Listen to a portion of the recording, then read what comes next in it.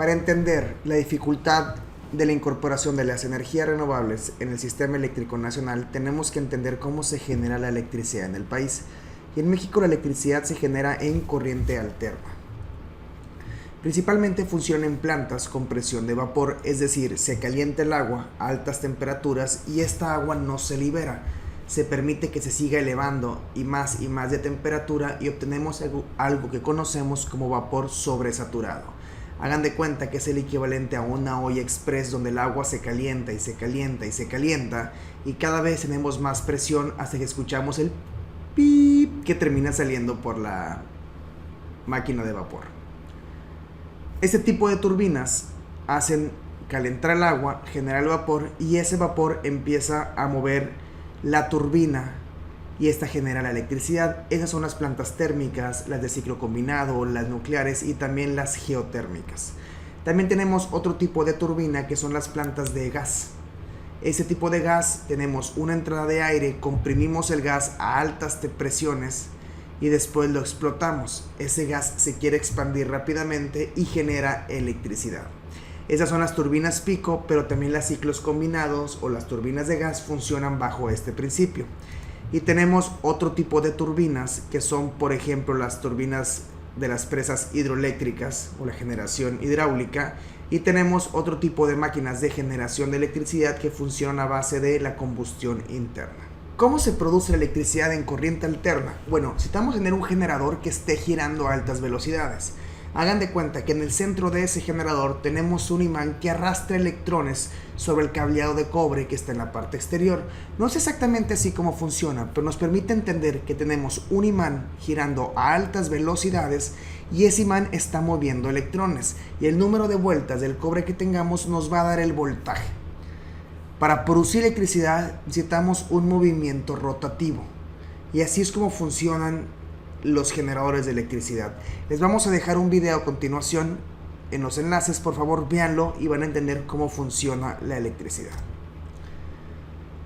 Como habíamos visto que tenemos un movimiento para generar electricidad, vamos a tener principalmente una turbina de vapor. Esa turbina de vapor tenemos agua, temperatura ambiente y siempre nos han dicho que el agua empieza a hervir a los 100 grados. El agua nunca puede superar los 100 grados. Sin embargo, si yo esa agua la pongo a presión, voy a poder elevar arriba de 100 grados. El vapor que se va acumulando en la caldera hace que la presión aumente, por lo tanto también la temperatura del agua aumenta. Y tengo un proceso que conozco como vapor sobresaturado. Ese vapor sobresaturado quiere salir a alta velocidad de donde está en la caldera. Y es por eso que escuchamos los silbidos en las ollas a presión, los silbidos en las cafeteras y escuchamos la salida de ese vapor que quiere liberarse a la temperatura o a la presión ambiente. Tenemos vapor a altísima presión, 600, 800 grados de temperatura del vapor, que pasa por el primer ciclo de la turbina. Son a la vez más chiquitos que extraen gran cantidad de fuerza, pero no tienen que ser tan grandes porque el vapor lleva mucha presión. Y va avanzando ese vapor y después tenemos vapor con media presión. Hacemos un giro de dirección y ahora tenemos vapor con baja presión que se pasa a los dos lados de la turbina.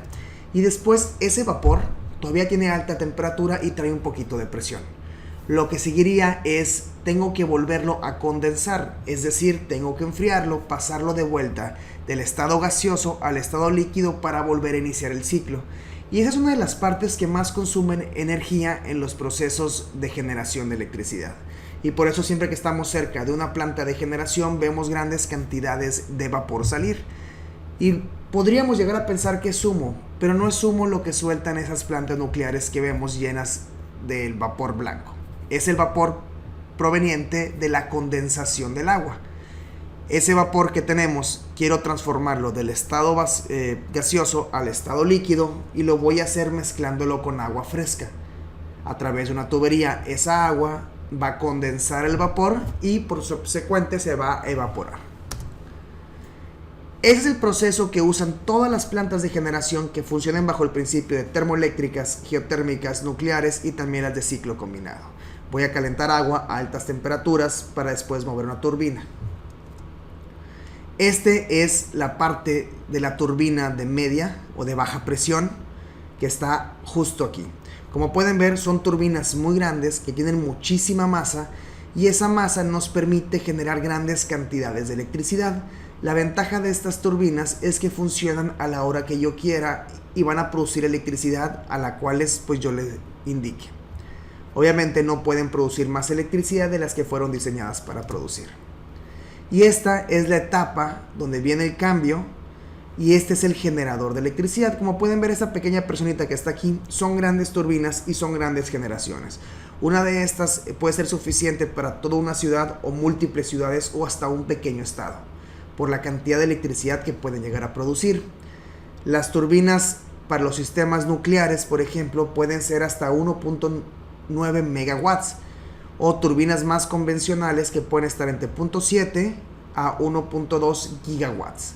Entonces son grandes cantidades de electricidad las que pueden producir y estamos acostumbrados a que sean a la hora que nosotros queramos. Estas son las turbinas turbogas. Esas turbinas va a entrar aire a presión ambiente y temperatura ambiente. La idea es que la turbina comprime el aire en cada paso por cada uno de sus álabes. Entra a temperatura y presión ambiente y cada vez que va pasando por una de las etapas de compresión se reduce a la mitad el tamaño de ese aire. Es decir, aumento la presión y esa presión obviamente quiere liberarse y expandirse la temperatura ambiente. Lo comprimo ese aire y después de tenerlo a un 16avo del tamaño que tenía originalmente, ahora lo voy a mezclar con una serie de gases. Esos gases, que puede ser gas natural, a lo mejor un tipo de combustible atomizado, se va a mezclar con ese aire que ya está comprimido, que quiere expandirse con el combustible, y al agregarle una chispa, lo que tenemos automáticamente es una expansión rápida que quiere salir por la turbina. En los aviones, esto es lo que produce que los aviones se muevan y después de que despeguen. Pero en los sistemas de generación lo voy a pasar por una etapa, que es la etapa de la turbina, que me va a generar un movimiento rotativo. Ese movimiento rotativo me va a generar también comprensión del mismo aire que va entrando y a su vez me genera el movimiento que después va a mover el generador. En la salida de la turbina tengo salidas de aire caliente. Esas salidas de aire caliente me sirven a mí, yo los puedo aprovechar y puedo generar entonces calor, que ese calor lo puedo pasar por una caldera y ahora puedo calentar agua, convertirla en vapor sobresaturado y pasarlo ahora sí por una turbina de vapor. Toda esa turbina que vemos aquí, pues el tamaño es más o menos como esto. Si comparamos el tamaño de la turbina de gas con la turbina de vapor, pues las turbinas de vapor son mucho más grandes que las turbinas de gas. Sin embargo, la producción de electricidad pueden ser bastante similares y esto se debe a que la potencia que guarda el gas pues es mucho mayor que la potencia que guarda el vapor. Y eso es un ciclo combinado. De hecho, podemos ver que en la mayor parte del país el crecimiento eléctrico se está enfocando en los ciclos combinados. La ventaja de los ciclos combinados es que tengo una turbina de gas con su potencia, pero la salida de aire caliente pasa por un intercambiador de calor. Ese intercambiador de calor pasa del gas, del agua, tener la agua a temperatura ambiente, a tener agua o vapor sobresaturado. Después me lo llevo a una turbina de vapor que también tiene un generador. Después lo condenso y vuelvo a repetir el ciclo. De esta manera puedo obtener una turbina de gas y una turbina de vapor por la misma cantidad de combustible. Es decir, un 2x1 en cuestiones energéticas. Es por eso que la mayor parte de las nuevas instalaciones de los sistemas de generación de electricidad están siendo por turbinas de gas combinadas con turbinas de vapor o ciclos combinados. La gran ventaja de los ciclos combinados es que pueden producir electricidad a la hora que queramos y la cantidad que queramos, de 0 a 100% de la capacidad para la que fueron diseñadas. Algo que no sucede con las energías renovables, ya que el sol no brilla todo el día o el viento no es constante. Tengo la turbina de gas, tengo el primer generador e intercambiador de calor que pasa por la turbina de vapor y tengo el condensador. Y es un ciclo cerrado donde cada vez el agua la estoy recirculando. La generación en México se conformaba en el 2006, ya que son los últimos datos abiertos, se conformaba por 66% de termoeléctricas, es decir, turbinas de vapor que eran movidas por quemar gas. Después teníamos la producción de las hidroeléctricas y ya pasamos en menor escala a la carboeléctrica, la nuclear y la geotérmica. México, por su geografía, tenemos una gran incorporación de generación hidroeléctrica, ya hasta el 22% del país. Aquí podemos ver del 100% de la generación bruta cómo estaba distribuido y vemos un bajón que es de la termoeléctrica y vemos una ampliación de los productores independientes de energía. Ya lo hablamos anteriormente y lo vamos a hablar en el próximo capítulo en cómo han sido las reformas en el país y por qué de repente tenemos particulares produciendo electricidad en el país. Y algo que es muy preocupante es la antigüedad del sistema eléctrico. Si tomamos en cuenta las subestaciones del país, más del 48% tienen arriba de 26 años. Y si pensamos en nuestras localidades, cómo eran hace 26 años, podemos tomar que las ciudades son completamente diferentes a como eran hace 26 o más años. Sectores de la ciudad que han crecido, sectores de la ciudad que no han crecido, y sobre todo las líneas de transmisión y distribución muchas veces se han quedado igual. Por ejemplo, si vemos las líneas de transmisión, vemos que más de 30 tienen, casi el 30% tienen más de 30 años, en cambio el 19% tienen entre 30 y 21 años. O sea, el 50% de las líneas de transmisión del país tienen más de 20 años. Si nos ponemos a pensar cómo eran las ciudades hace 20 años o cómo ha sido el crecimiento demográfico, por ejemplo, en Querétaro o ciudades similares, pues nos damos cuenta que el sistema eléctrico está prácticamente obsoleto. Requiere o una gran inversión o empezar con un concepto que conocemos como generación distribuida. Esta generación distribuida es distribuir o generar electricidad cerca de los centros de consumo o en los propios centros de consumo, es decir, generar electricidad en los techos, en los estacionamientos, en los patios, y para eso la importancia es las energías renovables. Un gran problema que tenemos en este país, y lo quiero dejar en claro, son las pérdidas de transmisión. Hay dos tipos de pérdidas de transmisión. Tenemos las pérdidas técnicas y las pérdidas no técnicas.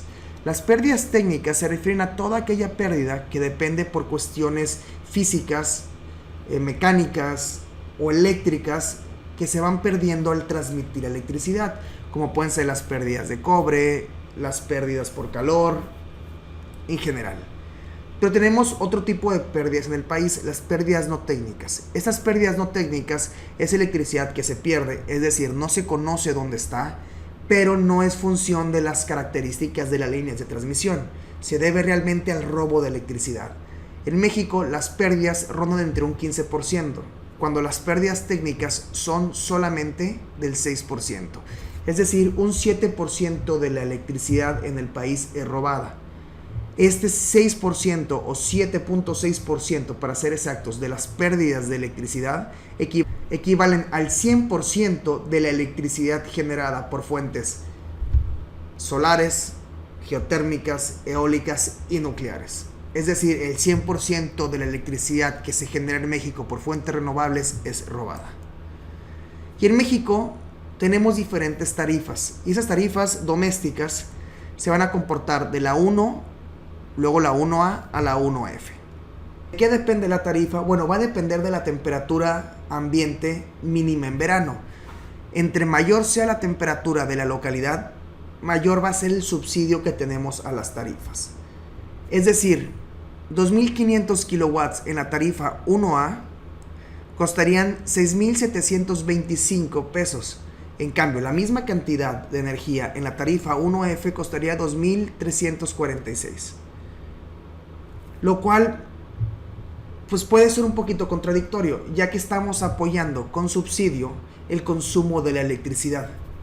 Estamos festejando que la gente consume electricidad en vez de incentivarlos a que consuman o menos electricidad o incentivarlos a que generen su propia electricidad.